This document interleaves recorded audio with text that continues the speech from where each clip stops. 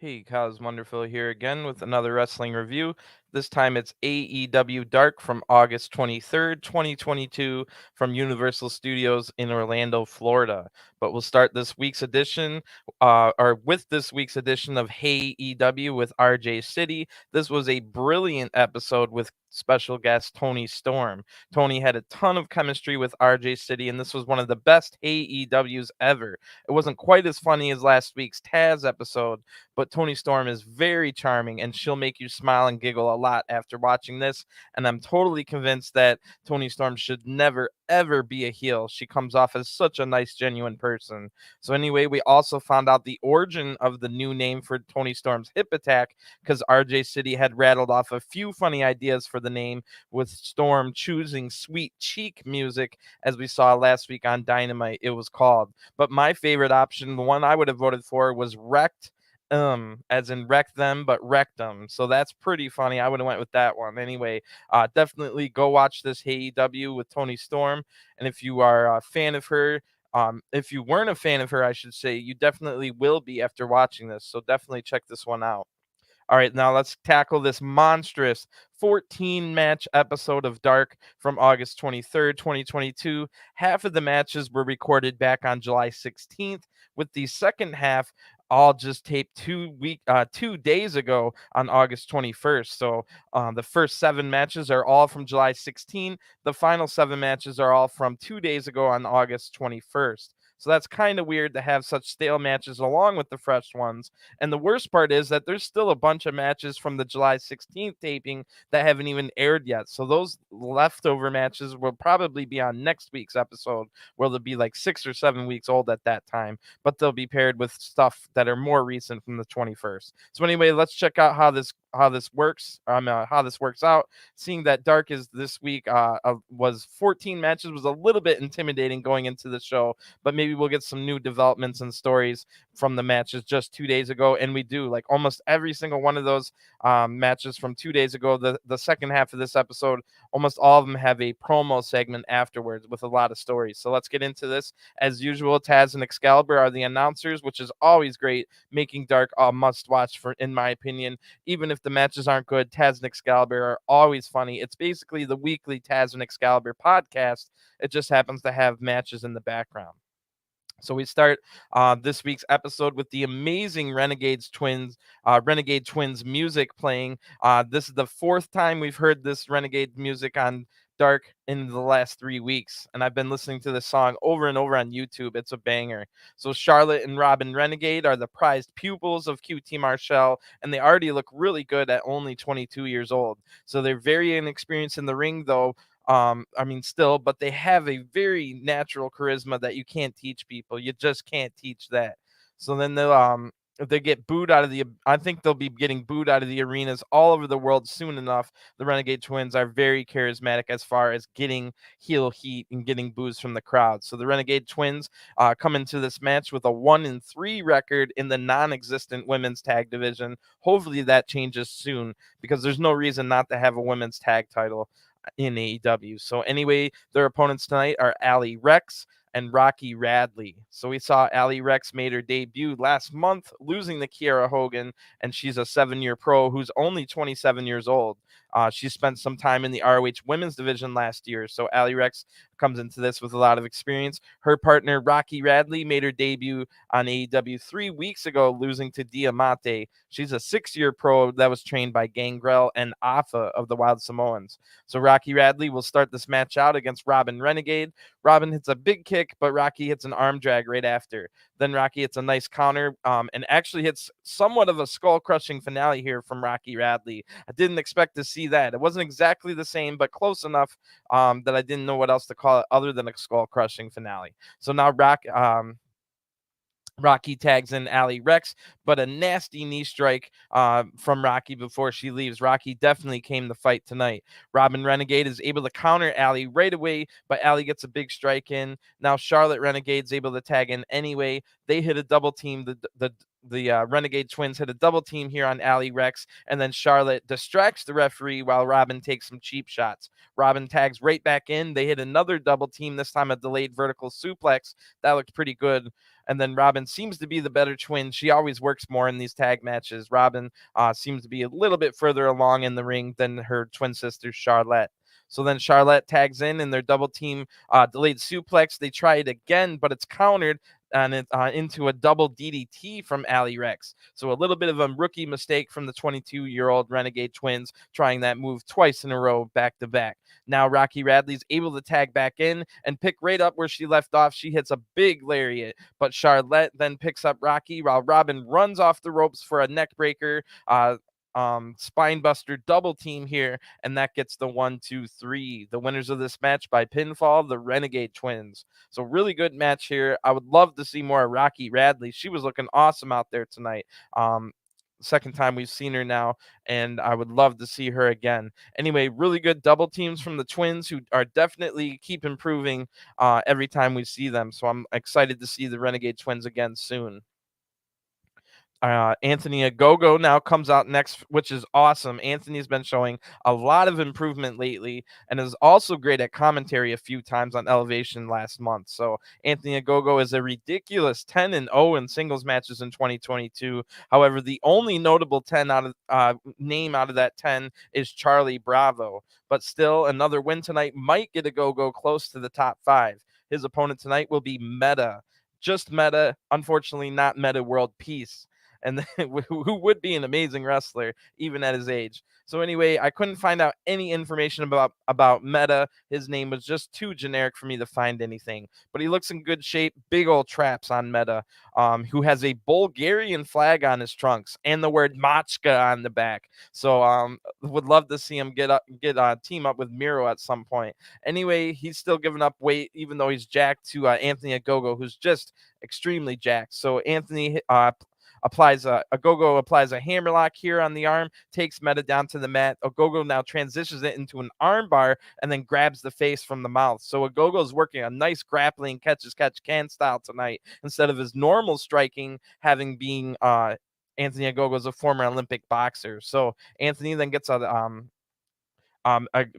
starts using joint manipulation of all thing on the wrist and fingers. Meta gets out of this and then hits a high-looking drop kick. Good stuff from Meta on that drop kick. Ogogo just takes control right away, though, and then slams Meta down. And we've gotten some decent wrestling from Ogogo in this match. If he can add that to his game along with the striking that he already has, which is great striking, elite-level striking, if he adds wrestling to his game, he could be a great addition to the AEW roster. So Ogogo now hits his great-looking pop-up punch, and the referee counts to 10. The winner of this match by knockout, Anthony Ogogo. So great stuff. We didn't get to see too much from Meta, but I would like to see more, especially with the Machka on his tights and the Bulgarian flag. So Anthony Ogogo definitely seems like he's ready to get back on national TV and get better competition. Now he's 11-0 in singles competition, but like I said, nobody he's defeated in 2022 is signed to the AEW roster, with Charlie Bravo being the only notable name, really. And we don't get to see Charlie Bravo too often. We don't even get to see Charlie Bravo's tag partner, Captain Sean Dean, very often either. So interesting stuff there. Let's go to the next match. The Wingmen come out for a tag team match, and they're accompanied by Cesar Bononi. So it'll be Pretty Peter Avalon and the Hollywood Hunk Ryan Nemeth, who have not been having any luck lately. So this is a must-win match for them if they want to keep their jobs with AEW, as Avalon and Nemeth are 0-4 as a tag team in 2022, and they're not much better in singles matches or teaming with the other Wingmen members in tag matches for that matter. But it won't be an easy win tonight, as the Wingmen take on Adrian Alanis and Liam Gray, and they are an established tag team called the Skulk. So they've been together since 2018, and the Skulk are also 0-4 in AEW tag team matches in 2022. So one of these teams will be picking up their first win of the year, unless it's a rare draw, which would be hilarious. So the Wingmen then jump the Skulk during their introductions, as they realize how important a win is here tonight. Otherwise, the Skulk might be taking over their spots on the roster. Ryan starts the match out with Liam Gray and tags in Pretty Peter Avalon, who hits a vertical suplex. Liam then counters a scoop slam, getting a 2 count on a roll-up. Liam then counters the next attack with a jawbreaker. Then Peter catches Liam using a catapult, sending him over to Ryan Nemeth. However, Liam's able to hit Nemeth with a forearm when he gets over there. Then he comes back over with a crossbody on Peter, and now Adrian Alanis tags in. Ryan Nemeth runs in, but Adrian dodges the attack and takes out both the wingmen with some good offense here. Adrian then lifts Nemeth up, but Peter's the legal man, and Peter's able to take advantage, attacking Adrian from behind. Nemeth then hits a rude awakening neckbreaker as on Adrian as Peter jumps off the top with a splash, and that gets the 1-2-3. The winners of this match, the wingmen. So that was a close call. The Skulk looked really good in this match. They now fall to 0-5 on the year. Hopefully the Skulk can keep getting chances. After the match, Tony Schiavone comes down to the ring. We'll be seeing a lot of Tony Schiavone tonight. He says basically that was a great win, which was debatable because it was kind of a close call that they almost lost. Anyway, Pretty Peter Avalon says, well, duh, take a look at who's in the ring. The best looking men in this company. The wingmen are here. We're on the board.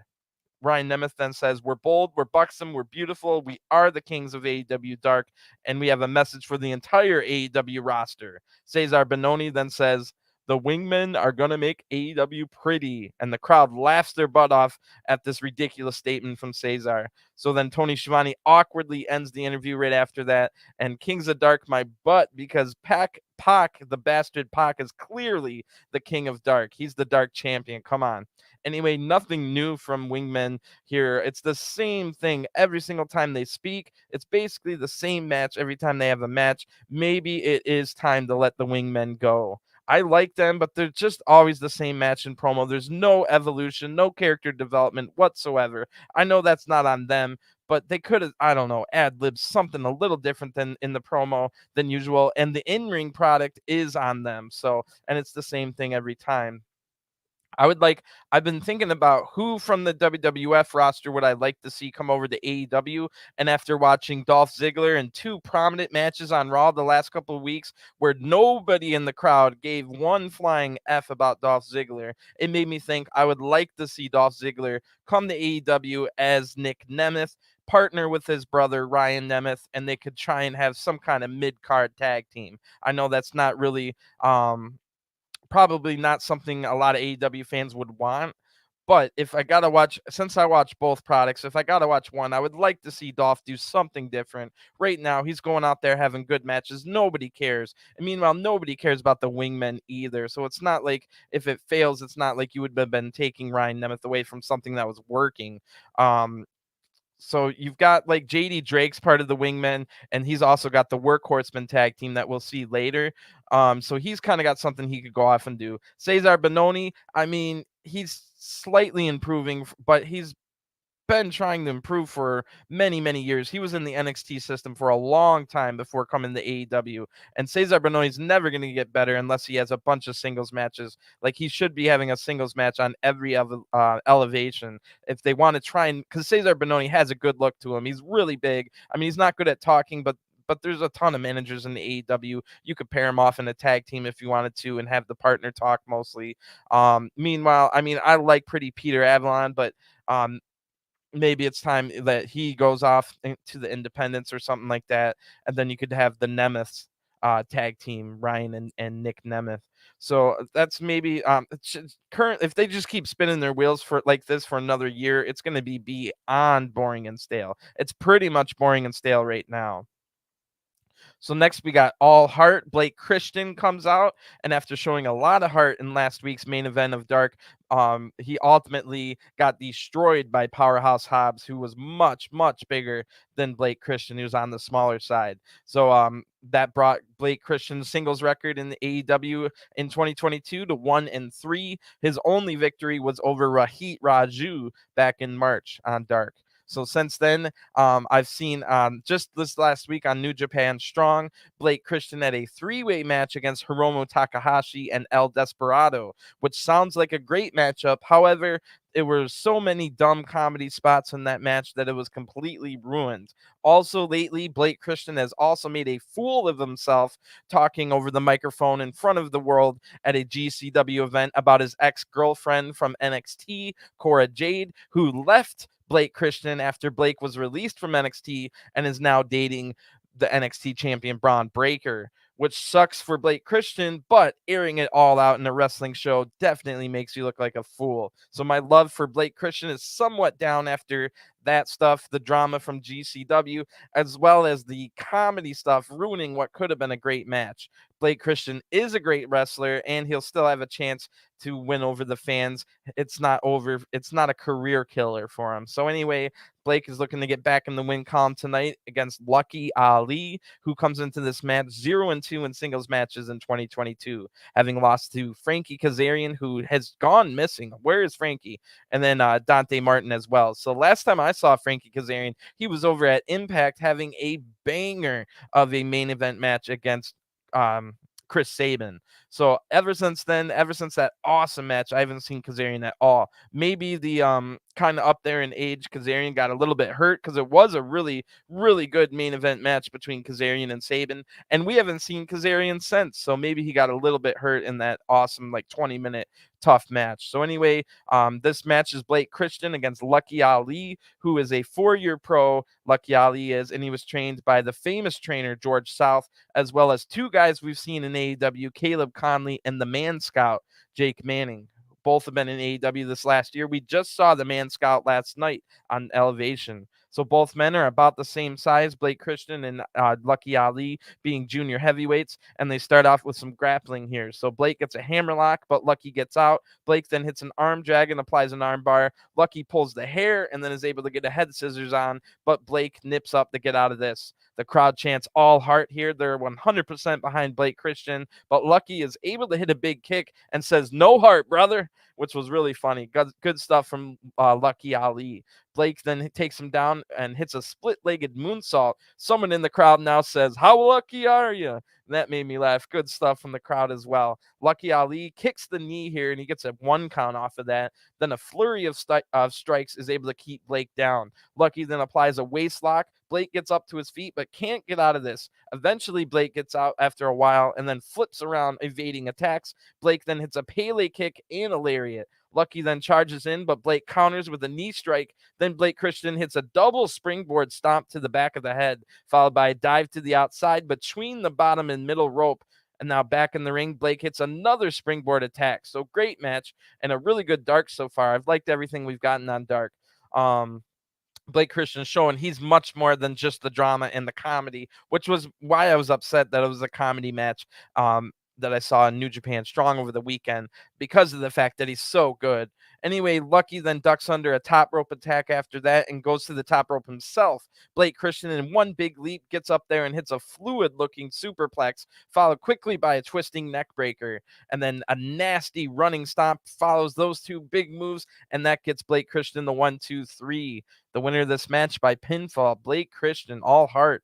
So that was a really good match. Make sure you go watch this one. Blake Christian against Lucky Ali. Lucky Ali looked just as good as Blake Christian in this match. I mean, he wasn't doing all the crazy moves, but he was solid, and he was able to take all the moves, including that twisting neck breaker, as we've been finding out, which is a hard move. It's an advanced move to take a bump, as we keep seeing people botch the bump on the twisting neck breaker. But anyway, Tony Schiavone now comes back in the ring. Like I said, we're going to be seeing a lot about him, and hopefully Tony doesn't talk about Cora Jade or bring that up. So anyway, of course he doesn't. Blake Christian says, "All I wanted was all heart on the big screen when I come out, and I finally got it. So I thank you guys for supporting me. I haven't been on a winning streak lately, but now I'm back on track. I'm looking for success, whoever and whatever that success may be." So then the segment ends, and Blake Christian shows that he's really good at talking. So that's definitely a sign that he could be a star. He's already a really good wrestler. And is about 5 times better at talking than Dante Martin. No offense to Dante Martin, but they're both really good in the ring. The difference being that Blake Christian is way better at talking. So he didn't have much to say, but he said it with conviction and confidence, unlike Dante Martin, who says the weirdest random things when he's on the screen having the talk. So anyway, The forgotten member of the AFO, the Andrade family office, Jorah Joel, now comes out next. Even Matt Hardy has forgotten about Jorah Joel when Matt was giving back to all the people he screwed over. So Jorah Joel comes into this match with a 4-3 singles record in 2022 and could get himself noticed again with a win tonight. His opponent will be Vari Morales. The Mexican rock star is a 13-year pro despite only being 29 years old. However, Vari Morales has been finding it tough here in AEW. He even lost to Serpentico in his last match, and Serpentico has 89 losses in AEW. Vari couldn't even beat him. So that was Vari's only singles match in 2022, taking his record to 0-1. Vari is super small, and he's given up a lot of size to Jorah Joel in this match. Vari then tries to go behind, but Jorah was able to strike his way free. Then Vari hits a strike and completely botches a Hurricane Rana. Jorah didn't quite know how to do what to do next, so they kind of just do nothing for 2 or 3 seconds. Awkward start to this match. Vari now jumps to the outside, and Vari's elbow hit. He jumps to the outside on the Jorah Joel, and his elbow hit Jorah hard in the head. So, man, this is a sloppy match already. And how is Vari, a 13-year pro, with this kind of botches on his offense? Anyway, back in the ring, Jorah drops Vari twice with some nasty chops. Vari then hits a Kamengori kick. That looked better than what he was doing before. Then Jorah blocks the next attack and hits a deadlift superplex here. Great move, taking him from the apron. Jorah was on like the middle rope, kind of brought him over the apron. Good stuff. Even though Vari is small, it still looked good. Vari is able to battle back here after that, showing some good toughness. But then another sloppy move from Vari has completely destroyed this match dead. Jorah then counters a diving Vari with a big, massive pump kick to the face in the middle of the air. Holy crap, that was awesome. So that tells me Vari must be way better at taking bumps than doing offensive moves, because all the offensive moves were botched from Vari Morales in this match, but that was an elite level bump. That bump from taking the big kick to the face in midair was awesome. And of course, Jorah Joel gets the 1-2-3. You could have count to 100 on that one.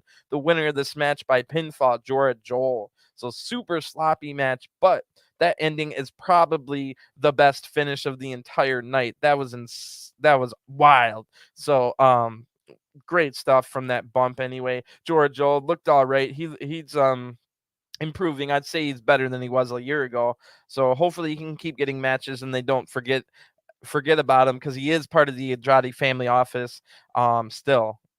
So anyway, Max Caster now comes out for a rare singles match, or at least it's rare in the last 10 weeks since Max had a singles match. But if you remember at the beginning of the year when Bones was injured the first time, the second time Caster was with the Gun Club, so they had a lot of 3-man tags. But the first time Max had a lot of singles matches. So Max Caster comes into this match with a 6-6 singles record in 2022, and it now looks like the Acclaimed are managed by Billy Gunn after Colton and Austin Gunn left their father to join Stokely Hathaway's new stable. So tomorrow night on Dynamite, Billy will take on Colton in the first ever father versus son match in AEW. So you'd have to imagine Max will be watching that match closely, and his opponent tonight is going to be Justin Cotto, who I could not find any information about. Anyway, Max Caster, of course, raps his way to the ring, and this was not a very good one. It was a dark quality rap. So Platinum, Max says, "Platinum on the mic, nobody can outdo. The guy's like an NFT, no value. That hair looks iffy on you. Wait till I'm done seeing what the scissors will do. I shine bright, I'm illuminated. I'll bury you lower than a Biden's approval rating. I'll put some respect on my name. It's a universal, everybody loves the Acclaim." Then Max Caster jerks off the microphone, and it definitely was not one of his better raps. And sorry if I butchered it with the way I said it. But anyway, that was definitely a dark rap. Anyway, Max even said the word this twice in a row. Like at the beginning, Max was not sharp in that rap. So let's see if he's sharp in the ring tonight. Justin Cotto has huge earrings in both ears. So Max wants to scissor here, but Cotto tries a sneak attack. Max ducks under this attack, hitting a nice striking combo. Then Max hits a headlock takeover. Cotto then gets out and falls, trying to flip out of a drop kick. That looks botched. Then Max Caster hits a drop kick gets a 2 count on that. Then the referee holds up the 2 fingers, Max scissors the referee's 2 fingers. So that was awkward. Kind of funny too, though. But Cotto then strikes out of a hammerlock and ducks under 2 attacks. Cotto then hits a sloppy flipping something. He basically just ran into Max, and it looked terrible. Both of Cotto's attacks in this match were awful. So then Cotto goes up to the top rope, misses a shooting star press of all things. Max Caster then hits a backhanded pimp slap, followed by a backdrop suplex. Then he leaps off the top rope with the mic drop for the 1, 2, 3. The winner of this match by pinfall, Max Caster. And wow, was that sloppy. 2 sloppy matches in a row. Cotto tries to do way too much, and it did not work out for him. He might have cost himself more matches in AEW with that performance by trying to do too much. So Max looked fine, but he does look a little bit winded after this short match, but I wouldn't say he's got a stamina issue. It might be 110 degrees with 100% humidity in the middle of the summer in Orlando, Florida. So anyway, this is definitely interesting because this is the 7th and final of the July 16th matches that were super old. So they put all the old ones together in the beginning. After this next coming match, it'll all be fresh ones from 2 days ago. So teacher and student come out, and it's going to be Matt Seidel and Dante Martin, who are 1-1 in tag team matches in 2022. They defeated Bear Country, but they lost to Danielson and Moxley, the Blackpool Combat Club. So Matt Seidel has just recently lost one of his students, as Lee Moriarty left him to also join up with the Stokely Hathaway group that now has the Gun Club, Lee Moriarty, and Ethan Page. So we haven't seen them debut as a unit yet, but maybe we will tomorrow on Dynamite with that Colton Billy Gunn match. So Dante unsuccessfully challenged for the AAA mixed tag team titles with his girlfriend Sky Blue, but picked up a win in a singles match last night on Elevation to get back in the win column. Dante Martin accidentally busted open 18-year-old Jackson Drake's mouth with a crossbody. His knee hit the mouth. That was a little botched. But anyway, with Dante's brother Darius still out injured, maybe Dante could rise in the tag team ranks with his teacher Matt Seidel instead. So the Factories, Aaron Solo and Nick Camarado, now come out next. They're not accompanied by any of the other Factory members. They're looking to improve their 2022 tag record, which is coming into this match is 4-6. And one of those losses was the Top Flight, which is Dante and Darius Martin. They also lost a trios match alongside QT Marshall against Dante, Seidel, and Moriarty. So you'd have to imagine that the Factory's upset at not only losing those matches against these guys earlier, but what I was mainly going to say is they're upset that they didn't get a spot in the trios tournament, which is a little ridiculous that the Factory didn't get a chance in the tournament. So Dante Martin and Aaron Solo get in each other's face here, and Camarado still has his beard because this match is like 5 or 6 weeks old before he shaved his beard off. So the Factory attack from behind before the match even starts, and then Seidel slides underneath Dante, who then Dante drop kicks right over him, knocking Nick out of Camarado out of the ring. That was really cool start to this match. Seidel and Solo are going to start the match out. Seidel hits nice move.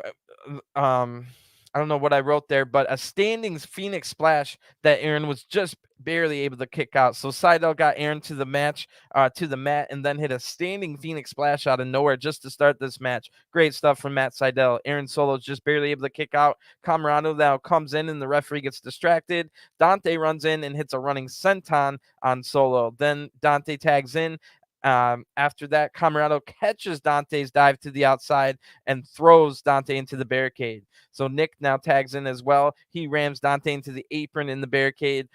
Camarado now throws Dante back in with a gorilla press, and Nick tags in Aaron Solo, who hits a back body drop suplex. Solo then drops a knee, getting a 2 count. Solo mounts for some punches, but then Dante fights back. Solo puts Dante in the Factory corner, and Nick is able to take some cheap shots while Solo hits a suplex for a 2 count. Camarado now tries out of nowhere a standing Phoenix splash of his own. He got the flip around, but fortunately for Dante, he moved out of the way. That would have crushed him. So Solo now tags in, hitting a punching combo, but Dante battles back, hitting both men to get out of the factory corner and tag in Seidel, who comes in with a springboard Meteora, taking Nick Camarado out, and then Seidel takes out Solo, who's the legal man. Solo then fights off a top rope attack, but Seidel jumps up, I should say, to Solo, who was up on the ropes with a great looking Hurricane Rana in one motion. However, Aaron Solo comes off the top rope, landing right on his head. That looked really scary. However, Aaron Solo's able to kick out at 2, and it looks like he's all right, landing right on his head from that top rope Hurricane Rana. Nick Camarado now gets a cheap shot, but Dante comes in for a double team. Camarado just barely able to break up the pin and save the match. So Nick then takes out both men, hitting a big backbreaker on Seidel, who's the legal man still. Nick then has been in the ring about 30 seconds as the illegal man, as the factory now hit a double team. And they're looking to win here, but Dante reverses a power bomb and then sending Nick out of the ring. Then Nick hits his lower lumbar, the bottom of his back, really hard on the apron. That was nasty when Dante sent him out of the ring with like a head scissors takedown. So then Solo misses a corkscrew kick, which is the Trouble in Paradise from Kofi Kingston. Didn't know Aaron Solo had that in his arsenal. And then Dante tags in as Solo missed that. Dante leaps off the top rope to the outside. He takes out Nick Camarado with a moonsault. Seidel then hits a hook kick, knocking Solo to the ground as Dante comes back in, hitting the double springboard moonsault, which is the nosedive. And that gets the 1, 2, 3. The winners of this match by pinfall, Dante Martin and Matt Seidel. And this was a really good match. Pretty good, I should say. Maybe not really good, but Dante and Seidel are a great team. They look great together, and it would be perfect for the 21-year-old Dante Martin to get more experience in tag team matches with Seidel as his partner as he waits for his brother Darius to get back. Camarado's now busting out a standing Phoenix Splash. That was wild. So it definitely seems like Camarado's improving week after week, and Nick Camarado might end up being a big deal on Dynamite in a couple years time. He's got the size to him. He's got charisma. He understands how the business works. He just needs to keep improving in the ring. But now we can see he can even do things like standing Phoenix splashes. That was ridiculous. So anyway, let's move to the next match as the Dragon Slayer, Daniel Garcia, now comes out all alone. No JAS members with Garcia. Garcia is coming off a tough loss in a 2 out of 3 falls match to Bryan Danielson on last week on Dynamite. But for the rest of Garcia's career, he can still say that he slayed the American Dragon.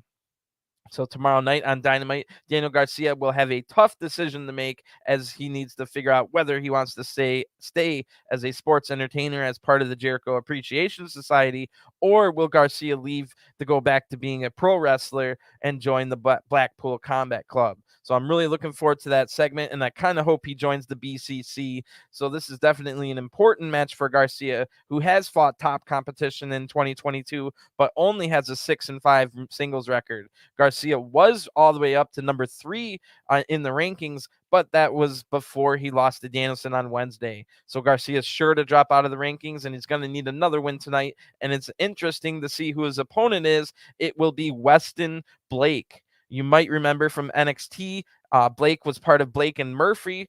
And then that was Buddy Matthews, who, very interesting. Blake and Murphy are now both around AEW. So Blake was also in WWE with Steve Macklin as part of the Forgotten Sons, who you probably forgot about. More people would know him as the Blake and Murphy NXT Tag Team Champions when they had Alexa Bliss as their manager. So anyway, Weston Blake looks in good shape here. And Garcia, like I said, important match for both men. Almost a must win for both men, as Garcia wants to get back in the rankings for title shots, and Weston Blake wants to get signed. So since this was only recorded 2 days ago, the crowd knows the chant "You're a wrestler" here to Garcia, like we saw on Dynamite last Wednesday.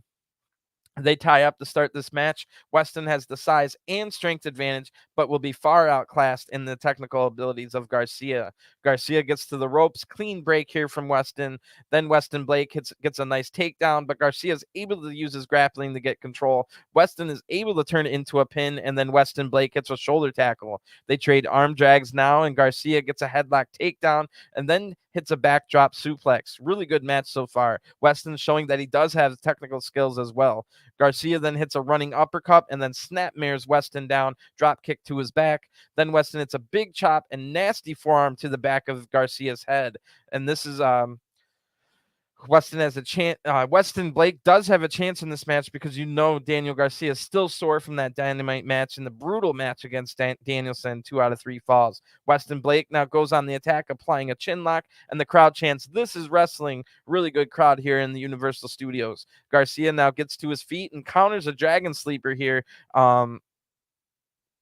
No, he counters into a Dragon Sleeper, but Weston Blake is able to strike out right away before he got into too much trouble. They exchange big chops now. Garcia hits a big punch and a backdrop suplex, and then Garcia follows that with a penalty kick. Weston's just able to kick out of this one. Weston Blake now hits a nice-looking, innovative pendulum-style pile driver. That was awesome. Weston Blake is definitely impressing in this match. Maybe he could definitely find himself on the roster, maybe something like the Trustbusters. So anyway, Weston hits a scoop slam and goes up for a moonsault, but Garcia rolls out of the way. Weston Blake shows some good agility landing on his feet. However, Garcia hits a reverse suplex and rolls right through, applying a Dragon Sleeper. Weston is forced to tap out right away.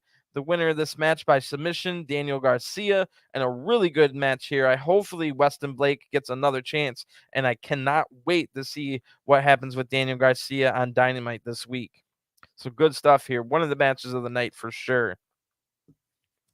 Definitely go check that one out, along with that Blake Christian Lucky Ali one from earlier. So anyway, the Trustbusters now come out, and they're coming off of a disappointing loss in the first round of the Trios tournament to Best Friends on Rampage. The Trustbusters had a great game plan for that match, but their lack of chemistry compared to the Best Friends ultimately cost them the loss. So Trustbusters are going to be looking to get their chemistry improved tonight, as it'll be the same Trios team of Ari Daivari, Parker Boudreaux, and Slim J. And another win tonight might get the Trustbusters close to being in the first ever Trios rankings once the tournament ends.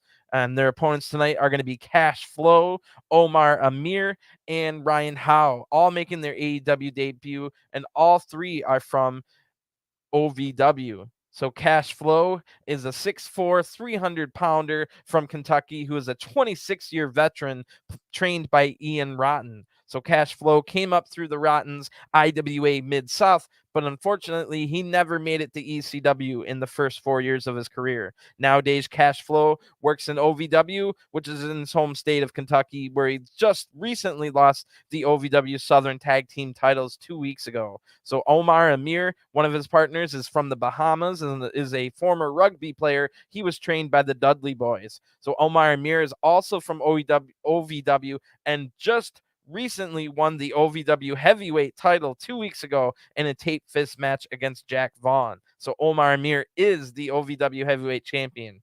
Ryan Howe, better known as Ryan Von Rocket. Ryan Howe is his name he's going under here, but he's Ryan Von Rocket in OVW.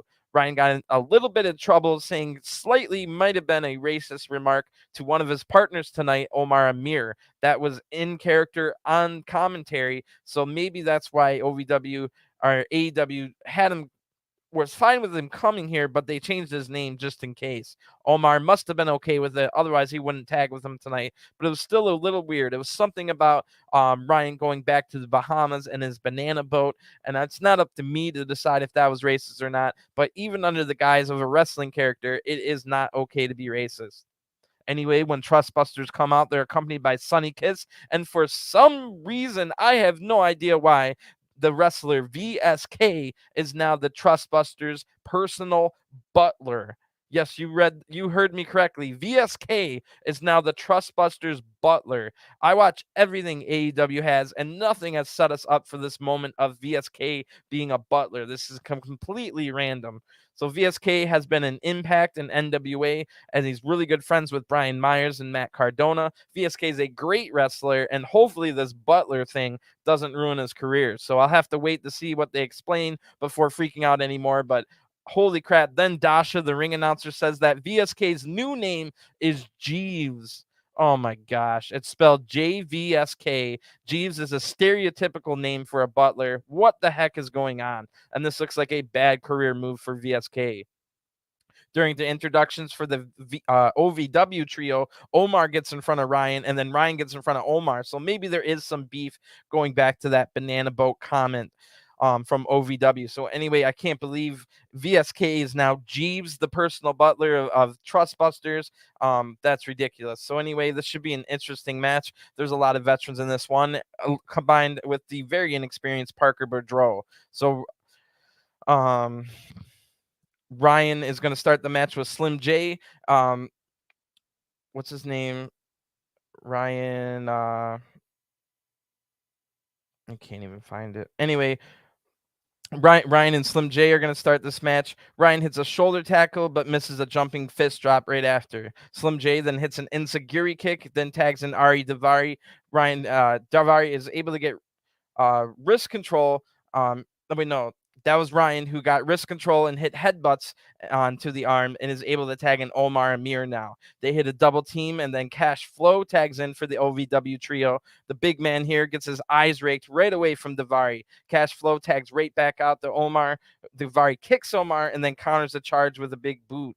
Parker Boudreaux now tags in, and he crushes Omar and Amir with a running body splash. That looked awesome. Parker now throws Omar into the OVW corner because Parker wants the big man Cash Flow to come in. So Cash Flow tags in. Parker blocks his attack right away and then springs off the rope with a huge lariat, making the 300-pound Cash Flow flip in midair. That was awesome. Parker Boudreaux now knocks Ryan off the apron, and Omar runs in. He gets taken out as well. Parker now tags in Slim J. Parker power bombs Slim J into Cash Flow, and then they hit a double team sliced bread where Parker sets up Slim J to hit the big sliced bread on the big 300-pounder, and this gets the 1-2-3. Winner of the match by pinfall, Trustbusters, and they've now improved their trios record to 2-1, and they'll definitely be looking to get a title shot for the trios titles in the future. Meanwhile, what the heck is going on with this Jeeves stuff? I'll give it some more time to see how it plays out, but being brought in as a butler to a 4-man group does not seem like a worthwhile endeavor. Anyway, here we go. Maybe we'll get some explanation because, as usual, Tony Schiavone goes in the ring to interview the Trustbusters, as he does on every Trustbusters Dark match. So Tony Schiavone asks, is that VSK? Which is a dumb question. Anyway, Ari Daivari says, I'd like you to meet Jeeves K. Oh my God. Remember, it's JVSK. Jeeves K. This is the Trust Butler. Oh my God. I told these guys when they joined that I'll take real good care of them. That's why the last 2 weeks we've main evented Rampage. I want you all sitting at home to get used to these faces because you're going to be seeing them for a long time. Everybody knows that we bust, we trust. And then the segment ends. Wow, was that cringe. I've actually been one of the few people in the world that has been enjoying all the Trustbusters stuff. Maybe because I'm one of the few people in the world that watches every minute of Elevation and Dark every week. But man, that whole segment was terrible. The Trust Butler, Jeeves K, in Bust We Trust. That's hot garbage. That is ridiculous. I'm completely over it. Like, I loved the Trustbusters, but that was so bad that I no longer care about the Trustbusters. I can only imagine that if I'm now turning on the Trustbusters after Jeeves SK, the Trust Butler, and In Bust We Trust. Are you kidding me with these slogans and things you're doing? VSK is a butler called the Trust Butler, called Jeeves K. This is so stupid. I was liking the Trustbusters, but now I am over it. I have to imagine 100% of the fans are now not fans of Trustbusters, and not in a heel way, in a I don't ever want to see you on my TV ever again. So I mean, yes, it finally got Sonny Kiss back on TV, but the other four guys are like all new signings, taking away spots from everyone else. Maybe the Trustbusters will end up on ROH, which maybe we're only a week away from getting big ROH news during the big All Out week long celebration and event. So AEW is desperately needing some kind of a brand split between AEW and ROH. And honestly, we kind of need a women's show as well. So where it would only be like it would actually have storylines. I love all the random matches we get in the women's division on Elevation and Dark, but I would love to get more storylines. So we need an ROH show. We need a women's show with there's like 200 people on the roster now. Just a little bit too much, and we keep adding it to it. Now VSK is the trust butler. Come on. Poor VSK. He deserves better than that. We'll see how it works out, but I can't imagine being the trust butler. Jeeves K is going to be good for VSK's career. Anyway, wow, the Dark Order are definitely taking the Trios tournament seriously, as they will have a second night in a row with the same Trios lineup. It'll be Alex Reynolds, John Silver, and 10, and that's because Evil Uno has gone to Germany for something to do with the AEW video game Fight Forever. So some kind of big German gaming expo. So they come into this match with a 9-1 record as a trios team and will have a great chance to win the trios titles. Tonight, the Dark Order's opponents will be DK Vandu, Joey Sweets, and Taishan Perez. So DK Vandu is a trainee at the factory and is a former tennis player from Division I college. He's also Cambodian American, and he's making his AEW debut. Joey Sweets' nickname is Sweet Cheeks, and he's been a pro for 9 years, and he has little candies all over his tights. Ridiculous. So he's 0-3 in AEW, having last lost to Michael Nakazawa, of all people, back in February. So Taishan Perez rounds out this trios team, making his debut as well. All I could find out from him is that he's from Ignite Wrestling. So John Silver and Joey Sweets are going to start the match. Joey gets wrist control right away, but Silver gets a nice fireman's carry and gets wrist control himself. Joey then gets to the ropes, and Silver hits a big shoulder tackle. Silver then counters a lariat with a hot shot out across the ropes, and then a running uppercut, getting a 2 count already. Alex Reynolds now tags in, and they hit a nice double team move. Joey then hits a jawbreaker to counter, and he tags out the Taishan Perez. So when did the frickin' jawbreaker become every single person in wrestling's go-to move to either get out of the hold or change momentum? It's like between Raw, NXT, Elevation, and Dark this week, I swear I've seen 20 different jawbreakers to escape holds or change momentum. There's a lot of parity in wrestling right now. Like every single person does a dive to the outside. 75% of people do cannonball sentons. It's just like, and now like everyone's doing a jawbreaker to escape any hold or change the momentum. It's a little bit too much. Like there needs to be some kind of discussion between people, like so that we don't have the same exact matches, match after match after match. Anyway, Perez then gets wrecked right away from a lariat from Reynolds. Reynolds fights out of the wrong corner, and Perez is able to attack him from behind, so they keep control. DK Vandu now tags in. Reynolds is caught in the wrong corner. DK hits a strike and then tags in Joey Sweets. Reynolds fights all 3 of them off and now is able to tag in 10, who comes in and clotheslines all 3 men. Perez then hits a chop on 10, but it has 0 effect. Then 10 hits a pump kick, taking Perez out. The legal man Joey Sweets then gets hit with a spine buster. Reynolds tags in. He immediately tags in Silver, and they hit their big triple team finisher, the pendulum bomb, for the 1-2-3. The winners of this match by pinfall, Dark Order. So not a whole lot to say about this match other than Dark Order really looks ready for their big match against House of Black on Rampage, and it will be probably Dark Order's biggest match, maybe of their entire careers, or at least in a long time, since unfortunately the passing of Brody Lee. So really big match here. They'll have to prove that they're to the fans that the Dark Order is more than just a comedy act, and if the fans don't watch them on if they don't watch the Dark Order on Dark and Elevation, they probably do just think of the Dark Order as a comedy act. But if you're, as I watch all these, we know that the Dark Order has great triple team, double team combos, and all kinds of great stuff. So it should be a good match. I think a lot of people are expecting them to lose to the House of Black, but I've been predicting them to get all the way to the finals the entire time. So anyway, Tony Schiavone again comes in the ring, as he does for about 10 of these 14 matches tonight, which is a good thing. They should be getting promos. It's good to not just have matches. You get stories and promos as well. So anyway, Tony Schiavone comes in the ring to interview Dark Order, and John Silver says, "I'm actually a little disappointed because I've gone on Twitter and I've seen everyone else's brackets. Nobody has us getting past the first round. I know we're big underdogs, but we're a team that's been here since the beginning. We've been busting our butts, and this Friday we'll beat some spooky perverts' butts." Then Reynolds says, "There's no trios in this tournament that has a stronger bond than us.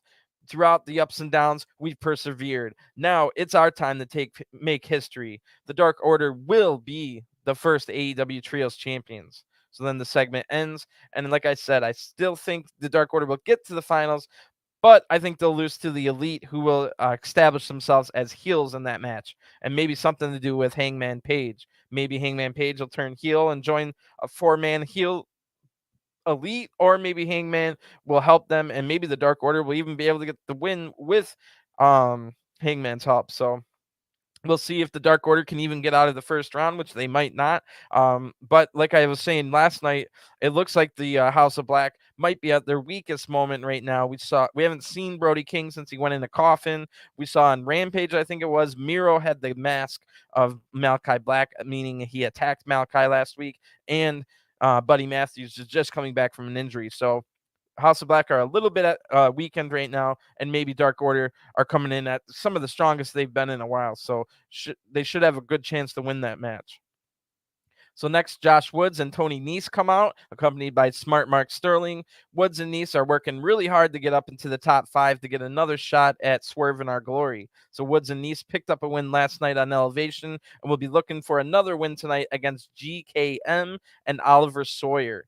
Woods and Nese are 3-1 as a team. I could not find out any information about GMK. However, Oliver Sawyer is from North Carolina. He trained at the Black and Brave Academy by Seth Rollins and Merrick Brave, and Oliver Sawyer is working at Fire Pro Wrestling in the Star Power division.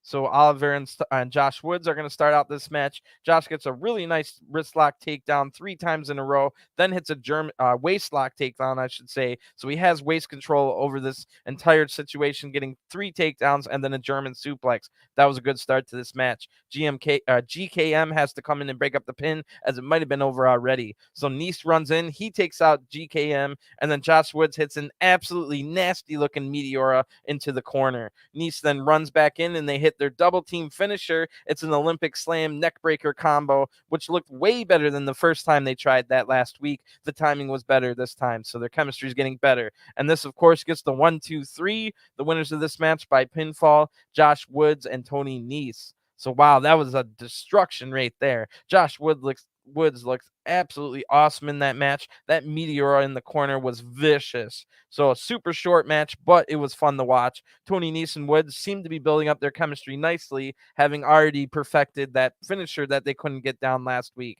So at this rate, they'll be getting another shot at Swerve in Our Glory very soon. Tony Schiavone back in the ring for an interview here, and this is a bad one. One of the worst parts of all of Dark. So Smart Mark Sterling now says, "I have a problem, and I'm taking it all the way to the top.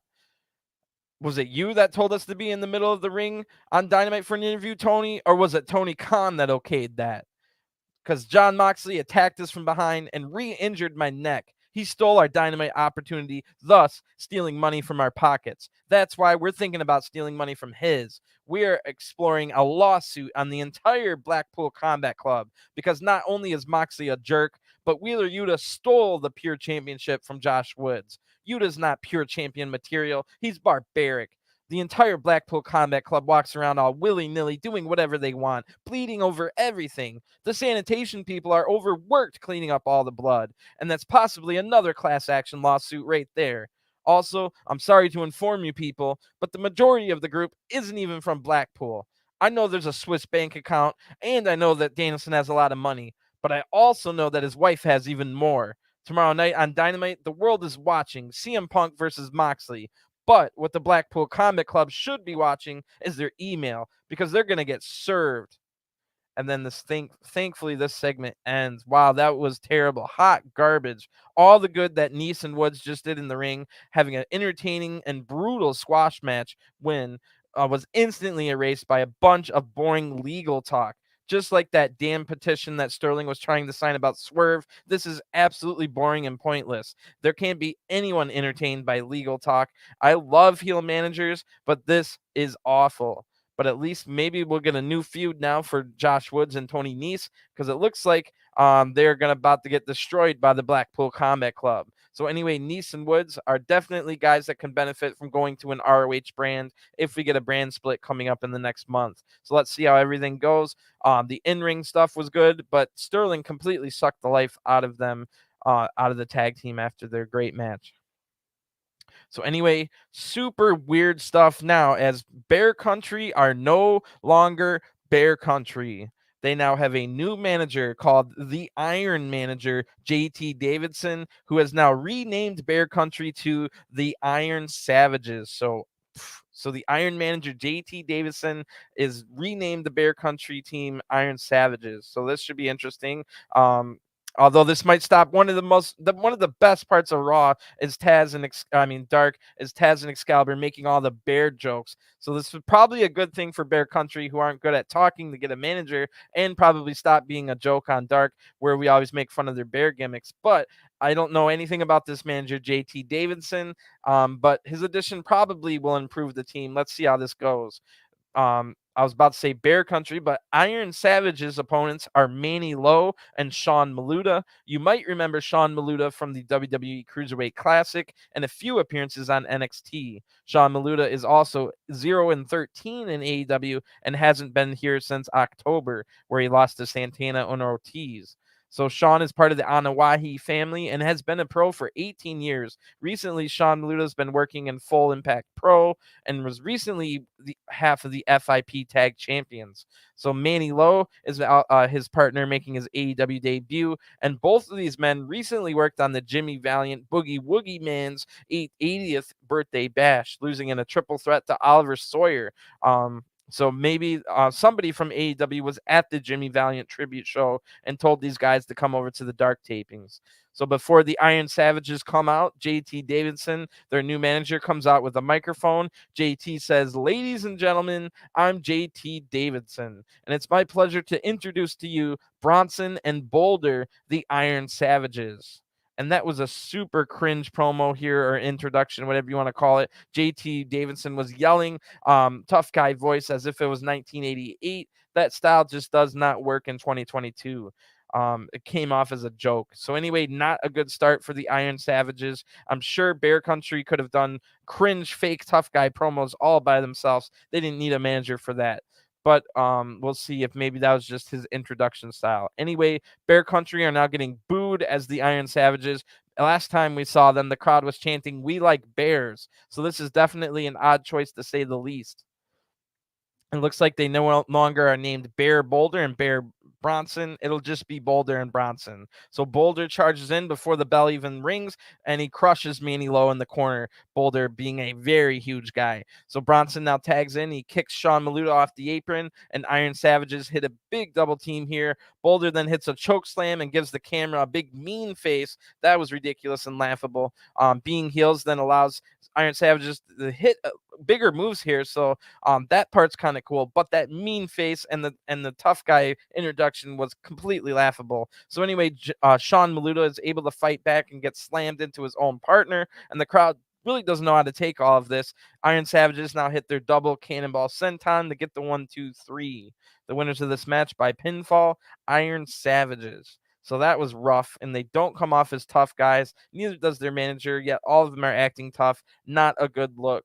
So Tony Schiavone is back in the ring again. He gets an interview here. Let's see if JT Davidson is better at a regular promo, and that was just his introduction voice. And yep, because JT then talks in a normal voice, and JT Davidson says, "Everything on this planet requires change. But before I talk any more about these boys, let me reintroduce myself. My name is the Iron Manager, JT Davidson, and I guarantee I'm the meanest, the best, and the man who's going to put a mark on AEW. Let me be clear. It's not about being lucky. I don't believe in luck. Luck is when preparation meets the time that we're at today.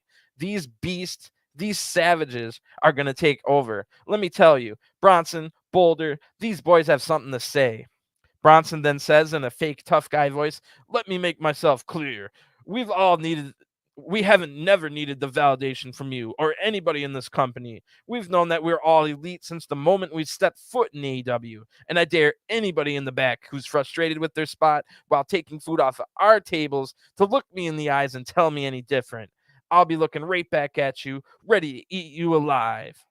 JT Davidson then says, "So, ladies and gentlemen, we are the Iron Savages, and everybody in the back is now on notice." And then the segment ends. So, wow, another pretty boring and pretty bad heel manager promo, one after another, right after we had to hear from Mark Sterling. So, I won't completely bury Iron Savages yet. But not a good reboot for Bear Country so far, in my opinion. Let's check back in a month to see if things got any better. But this is also a sad day that we will no longer get the Bear jokes, which have been some of the best parts of Dark every single week. Taz has had a bunch of Bear jokes that we will no longer get to hear. So the Workhorsemen now come out next.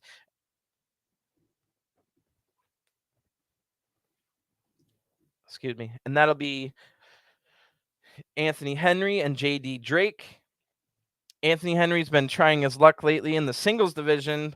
He had pretty good showings against Konosuke Takeshita, Colt Cabana, and Orange Cassidy, but Anthony Henry lost all of those matches. So now that after we saw Anthony Henry get destroyed in 42 seconds by Luchasaurus, Anthony Henry's going to try his luck in the tag team division again. Meanwhile, JD Drake has also lost to Takeshita in singles action and didn't have much better luck against Dante Martin either. So, or as a tag team with Peter Avalon. So the Workhorsemen are back in the tag division, ready to challenge for the titles. However, they have a long way to go because the Workhorsemen have a tag team record in 2022 of 0-5, which led them to trying the singles in the first place.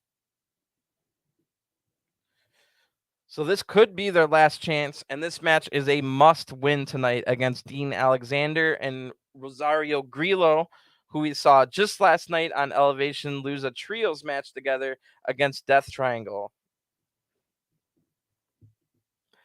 So Dean and Rosario come into this match sharp, but also a little sore from that Death Triangle match last night. Dean Alexander is part of that crew that includes Captain Sean Dean and Charlie Bravo, but again, not teaming up with them. So maybe Rosario Grillo is part of that same crew.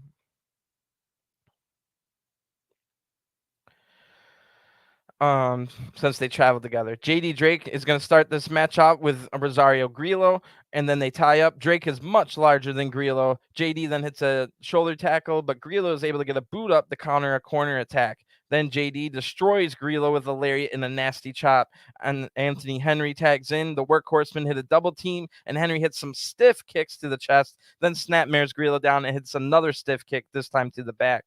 Henry then cranks the neck, and Grillo's in big trouble here. Dean hasn't been able to get into the match yet. Grillo then eats another big kick and chop, but ducks under attack, and finally he's able to tag in Dean Alexander, who comes in hitting multiple clotheslines on Anthony Henry. Dean gets Henry up in a torture rack position, but JD runs in to stop that. Dean then hits a springboard kick on JD Drake, but JD's able to get back up and stop Dean's attack on Henry. The Workhorsemen now hit multiple double teams in a row, going way past the 5-second rule, and the double teams were really great looking, ending with a top rope moonsault from JD Drake that gets the 1-2-3. The winners of this match by pinfall, the Workhorsemen. So that was a fun match. It definitely could have used another minute or two, and I would have loved to see JD Drake's rebound punch. I absolutely loved that move from his arsenal. But Workhorsemen are on the board, just like Pretty Peter Avalon and Ryan Nemeth just got on the board finally as well. So good night for we were told before a couple weeks ago that the Workhorsemen are associate members of the Wingmen, since JD Drake is part of the Wingmen as well. So good night for the Wingmen, picking up 2 tag division wins for 2 teams that had a combined record of 0-9 coming into tonight. So somehow we've already worked ourselves to the main event, and it will be with Kylan King coming out. So it looks like she's officially gotten that spot that was unfortunately opened up by Chris Statlander getting injured. Kylan King was part of the AEW roster all the way throughout the pandemic era, so she's no stranger to the competition in AEW. Kylan King has already had 50 matches in AEW. Kylan King lost a tough match to Toni Storm last week on Dynamite and has another tough matchup this week on Dynamite against Dr. Britt Baker. So this is an important match for Kylan to make sure she doesn't fall too far off the top 5. Kylan King has a singles record of only 0-2 in 2022, having lost to Brandy Rhodes of all people back in January. So Kylan King left AEW after that and almost won the NWA Women's title and still has a chance this weekend at NWA 74. They have a 2-night event where Kylan King will be part of a 10-woman gauntlet. If she wins that, which she said she wants to be the number 1 person in the gauntlet. So Kylan King will have to go through 9 other women if she wants that NWA title shot, which I don't know if that can happen, especially with it looking like Kylan King might be offered a contract at AEW. So Kylan King is already very good in her career at only 26 years old. She has great size at 6'1" and is athletic as well. So she's not just big, she's athletic as well. Kylan King's opponent tonight is Mafiosa. You might know her better as Valentina Rossi, but she lost her name last week thanks to Kayla Rossi returning to the roster. So Mafiosa is 0-12 in her AEW career. That goes back 14 months, where Mafiosa lost her first ever AEW match to Kylan King of all people. So these two know each other well, and this will be the main event tonight. So 2 unsigned talent going out at it in the women's division in our main event, but they have about 70 matches in AEW combined. So both women are tall, about 6 foot at least. So maybe that's why they've been paired up and matched up together more than once. This should be a good one. So King gets the go behind right away and gets a waistlock takedown. Mafiosa is able to get up and apply a headlock. King then gets out and springs Mafiosa off the ropes and takes her down with a nice drop toe hold. Good start to this match with 2 big women in this one. King then hits a nasty running kick before Mafiosa can get back up. Mafiosa then uses elbow strikes to block some kind of pump handle move. Mafiosa then hits knees to the gut, followed by an axe kick with her big long legs. That looked really good. King's now caught in the corner as Mafiosa is showing a ton of aggression. Kylan King's able to counter the next attack with a back elbow. Then King leaps off the middle rope for a drop kick. Kylan King kind of landed on the back of her head. She definitely needs to be careful. She would have lost her big Dynamite match if she got a concussion there. So Mafiosa is able to counter the next attack and goes up to the ropes, but King stops this and has Mafiosa laying on the top rope.